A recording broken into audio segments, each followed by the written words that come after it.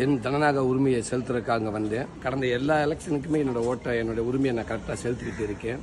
ஆனால் இந்த தடவை இந்த பூத்தில் என்னோட பேர் விடுபட்டு போச்சு அப்படின்றாங்க. என்னோட மனைவியார் பெயர் அவங்க ஓட்டு இருக்குது, என்னோட ஓட்டு இல்லை, என் பேர் விடுபட்டு போச்சு அப்படின்றாங்க.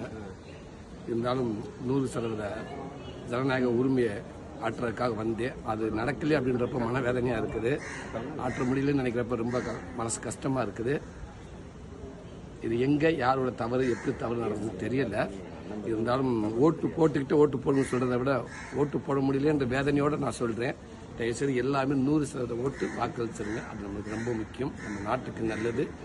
தவறாமல் எல்லாரும் அவங்க வாக்கை செலுத்திடுங்க. நான் அடுத்த எலெக்ஷனுக்கு கண்டிப்பாக என்னோட வாக்கை செலுத்த நம்புகிறேன். நன்றி.